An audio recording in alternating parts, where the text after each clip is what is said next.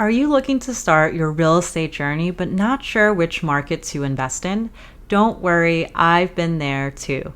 One of the best ways to identify an emerging market is by looking at rent prices over time. Increasing rents can signal growth and an increase in cash flow over time. In this video, I'm going to show you how to get rental rates for a market via the RentCast API.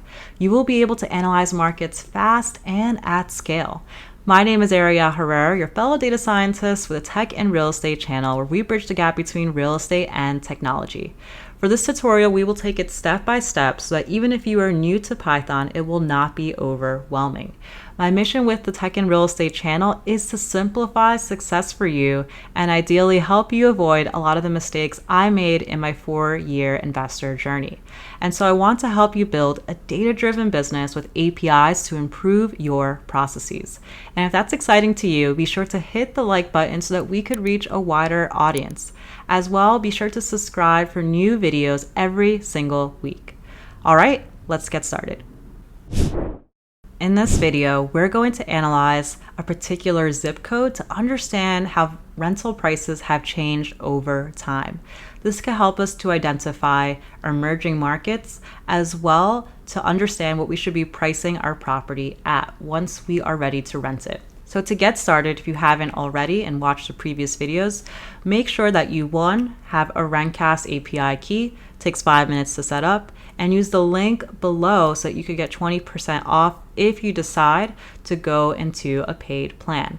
You can get started for free initially. So right now I'm on RentCast site where they have their search markets tool. We're going to walk through the user interface tool and then how to get the data with Python, which will allow you to scale. So for example, instead of observing one single zip code, you could potentially look at all zip codes for a particular county and maybe even for a particular state. So here I'm going to search the zip code.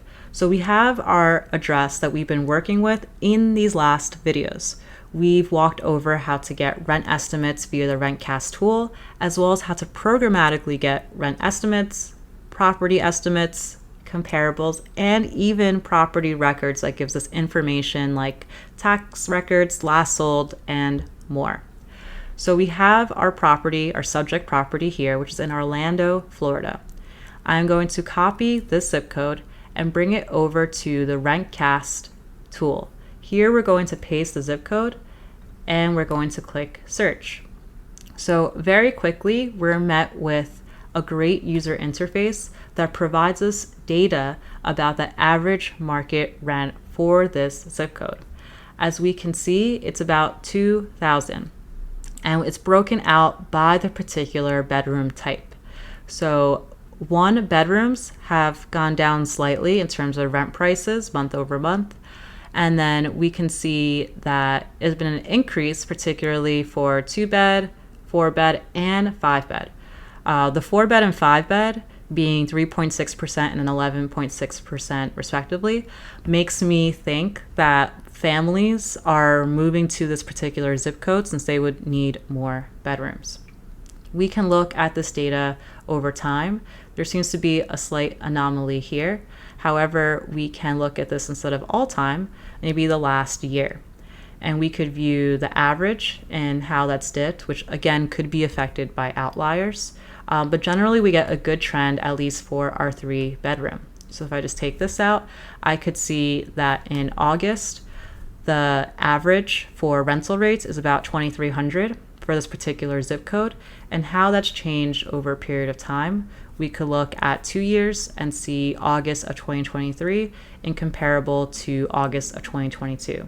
So why am I looking at the current time period and then 1 year back? Why wouldn't I look at July, for example?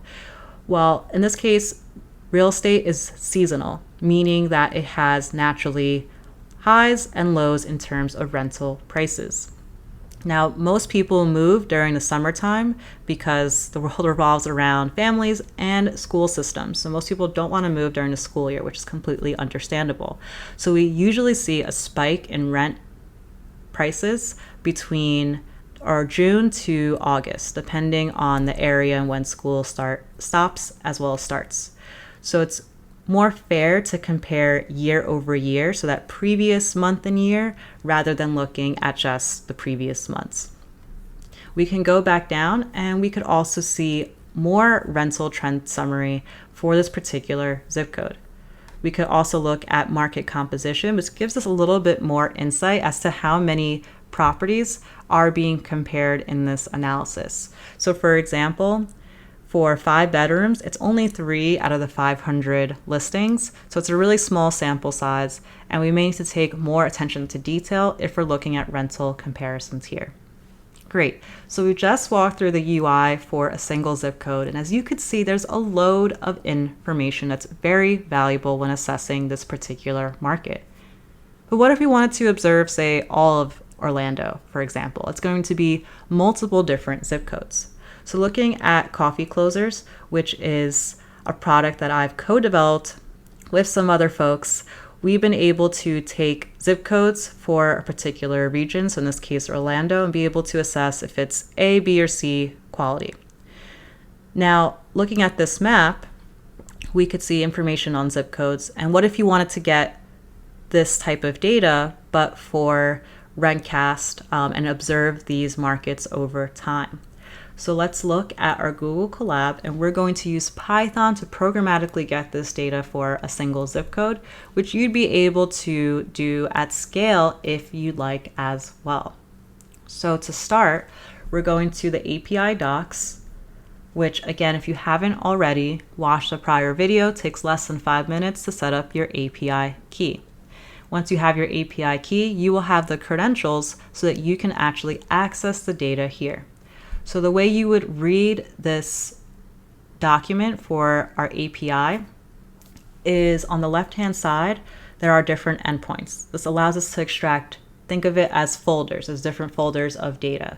So we have property data, which we've covered, property evaluation, listings, and market data, which is what we're going to focus on extracting. We want to get that similar type of data that we see here within our market research. So this is the endpoint we're going to hit, which is called markets, and it returns an aggregate of rental stats and listing trends for a particular US zip code.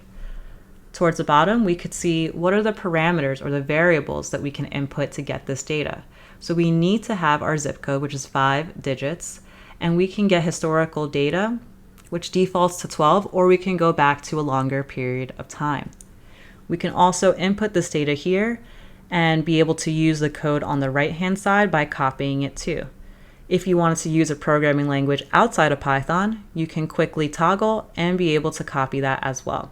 So if you haven't watched the prior videos, we covered Google Colab, which is a free notebook environment to use Python, how to get sales, rental comps, as well as property records. So using the same exact notebook, if you're coming to this brand new, you're going to use the link below, then go to File and save a copy in your drive. Towards the top, you need to run the libraries. So we see up here, there we're going to be using requests to get the data from the API, pandas to transform it into a data frame. Then we are passing in our passwords over here. So this is our RentCast API key, and optionally Mapbox API key too. Then you could use files so that you could download this data to a spreadsheet, as well as Plotly Express, which is my favorite visualization tool. Now, once you've completed steps 1 and 2, you can either run the endpoints previously or jump down towards the bottom. And you can get started again with this API for free and then go into a tiered plan if you wanted to use this at scale. So jumping down to market statistics, I just referred to the API doc. Now we have our address for our subject property here. Our zip code is 32810. So I've already entered address above, and I'm just going to split this to get the last part, which is the zip code, which we could see here, 32810. Now I'm going to request the data from RentCast. So I'm calling the endpoint, which matches up here. We could see it's markets, and we're looking at markets here.